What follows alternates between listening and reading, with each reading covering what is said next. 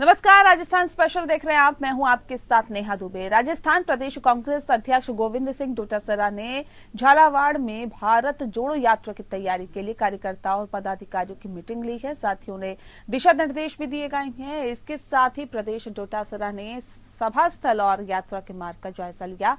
यहां से भारत जोड़ो यात्रा का प्रवेश होना है। साथ ही आपको बता दें कि यात्रा को निकलना भी है। इससे पहले प्रदेश कांग्रेस कार्यालय में उनकी अध्यक्षता में कंट्रोल रूम का गठन किया जा चुका है। यहां वरिष्ठ कांग्रेस के नेताओं से चर्चा कर यात्रा मार्ग की तैयारी की रूपरेखा तय की।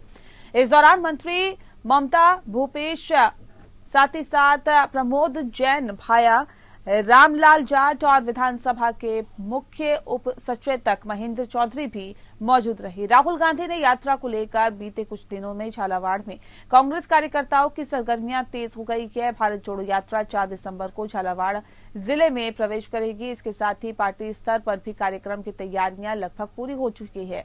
कांग्रेस कार्यकर्ताओं द्वारा जिले भर में गांव-गांव जाकर लोगों को पीले चावल बांटकर यात्रा में शामिल होने का निमंत्रण दिया जा रहा है। यात्रा मार्ग को स्वागत फ्लैक्स और होर्डिंग से रंगा जा रहा है।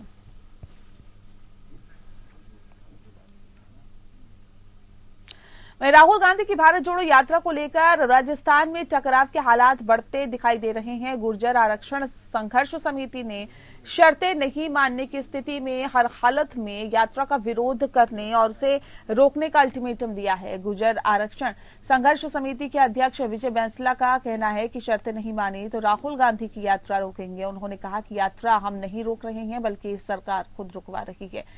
सरकार ने 2019 में हमारी लिखित में मानी गई शर्तों से किनारा कर रखा है। बैंसला ने कहा कि यहां से शांति से निकलना है तो हमारा काम करवाइए, 4 घंटे का है काम। साथ ही साथ राजस्थान में राहुल गांधी की भारत जोड़ो यात्रा पर संकट के बादल मंडरा रहे हैं। एक तरफ गुर्जर समाज का एक धड़ा अपनी मांगों को लेकर अड़ा हुआ है, वहीं सरकार के मंत्री और पीसीसी चीफ कह रहे हैं कि किसी भी की हिम्मत नहीं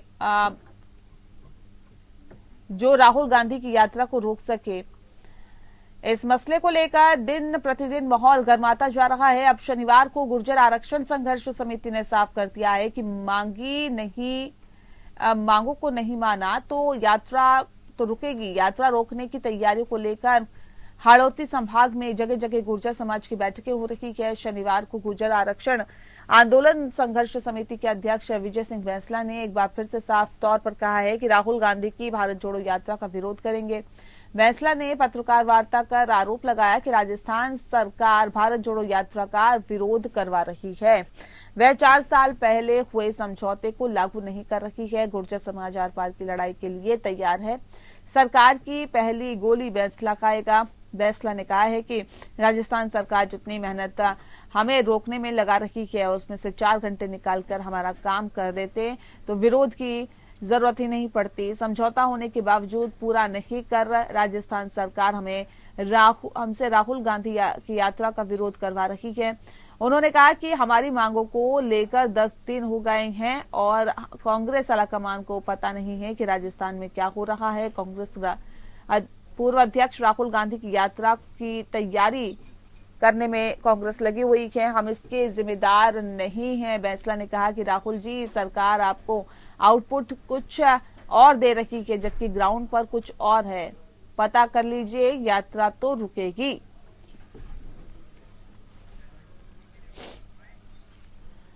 ओबीसी आरक्षण की विसंगतियां दूर किए जाने के बाद पूर्व कैबिनेट मंत्री और विधायक हरीश चौधरी जयपुर में मीडिया से रूबरू हो गए और साथ ही साथ उन्होंने कहा कि ओबीसी आरक्षण से जुड़े सभी लोगों को धन्यवाद देना चाहता हूं। यह आरक्षण समिति के संघर्ष की जीत है और प्रदेश के उन तमाम युवाओं के मजबूती से संगठित होकर लड़ाई लड़ी गई है जिसके कारण ही कैबिनेट में ये फैसला हुआ है। चौधरी ने कहा है कि वे सरकार, कैबिनेट और सीएम गहलोत सहित सभी पार्टी पदाधिकारियों के साथ मीडिया को धन्यवाद देना चाहेंगे जिन्होंने प्रदेश के लाखों युवाओं के इस संघर्ष में सहयोग कर न्याय दिलाया है। हरीश चौधरी ने कहा है कि 29 अक्टूबर को अभ्यर्थी संघर्ष पर उतरे और 30 को सरकार के स्तर पर वार्ता हुई जिसके बाद 2 दिन में सभी विभागों की स्वीकृतियां मिल गई है। और चौधरी ने पत्रकार वार्ता में कहा है कि आजादी के बाद पहली बार ओबीसी वर्ग ने संगठित होकर अनुशासनात्मक तरीके से संघर्ष किया। राजस्थान के अंदर कभी भी विवाद नहीं हुआ। ओबीसी के अंदर कुछ जातियों का शामिल होते वक्त भी किसी जाति ने विरोध नहीं किया। मेरी खुद की जाति जाट जब ओबीसी में शामिल किया गया, कभी भी राजस्थान में उस वक्त भी विवाद नहीं हुआ। विष्णुयों का, मैं जब खुद लोकसभा का सदस्य था उस वक्त सिंधी मुसलमानों को ओबीसी के अंदर शामिल किया, उस वक्त भी कभी भी हम लोगों का ये नहीं हुआ।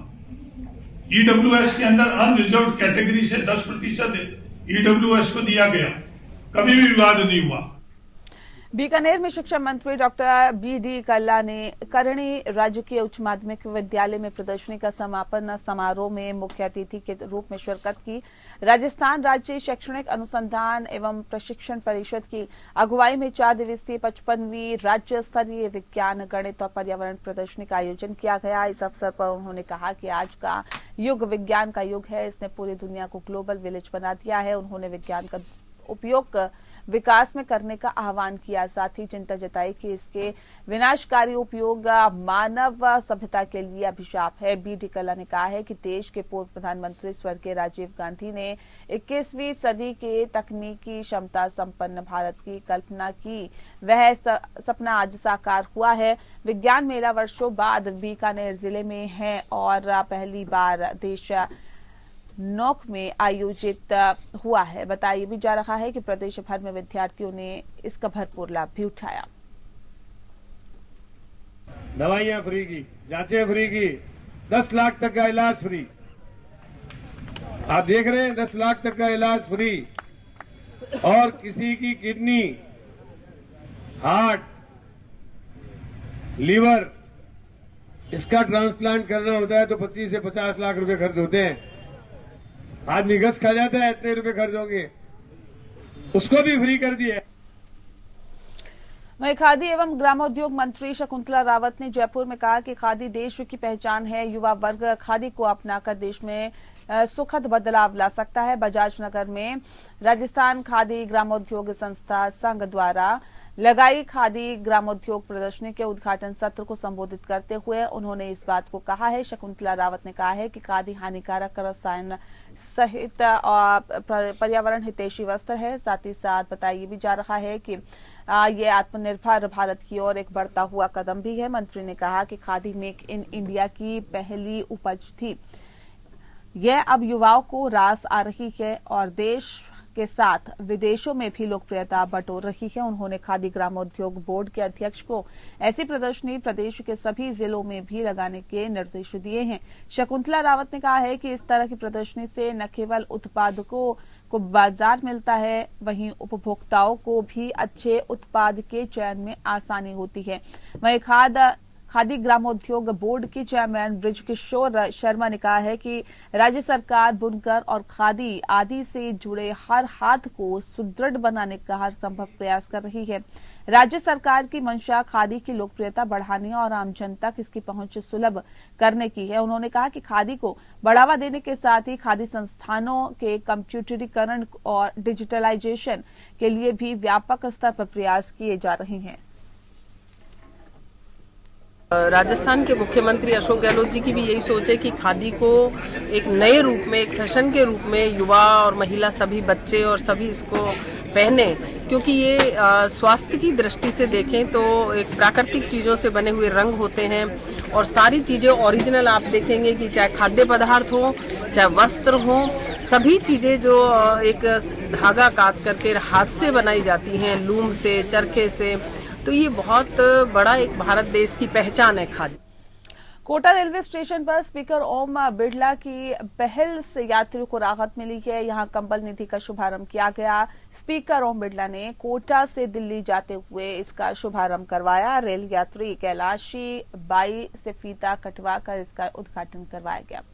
इस निधि से रेल यात्रियों को फ्री में कंबल उपलब्ध होंगे। उन्हें ट्रेन का इंतजार करने के दौरान सर्दी में राहत मिलेगी। यात्रियों को यात्रा टिकट दिखाने पर यह सुविधा मिलेगी।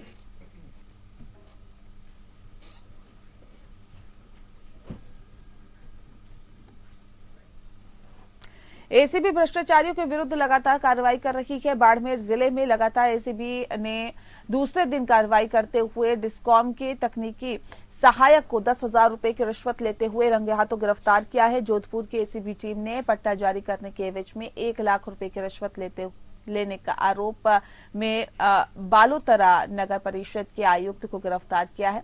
आपको बता दें कि बाड़मेर एसीबी की टीम ने गुडा मालानी में एक तकनीकी सहायक द्वारा किसान से 3 फेज कृषि कनेक्शन शिफ्टिंग के लिए घूस लेते हुए गिरफ्तार किया है।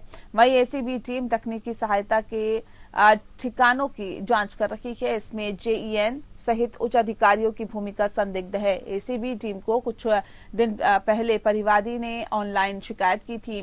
रतनपुरा जीएसएस में कार्यरत तकनीकी सहायक उससे 15,000 रुपए मांग रहा है और रिश्वत देते हुए एसीबी टीम ने रिश्वत लेते हुए रंगे हाथों दबोच लिया। वही टीम उच्च अधिकारियों की भूमिका को लेकर भी जांच कर रही है। मेरे को चक्कर लगवा रहे हैं। 21 को एक रसीद कटवाई मैंने 75 रुपए की और मैं मिला जे इंसाफ से, तो उन्होंने कहा भाई बार बार चक्कर मत काट, तो लाइनमैन से जाके मिल। मैंने उसको बता दिया है कनेक्शन हो जाएगा तेरा। सत्यापन करवाया। सत्यापन के दौरान लाइनमैन ने पहले 15,000 का कहा, फिर इसने कहा 5-7 में नहीं होगा, फिर कहा कि चल तू 10-11,000 रुपये दे देना।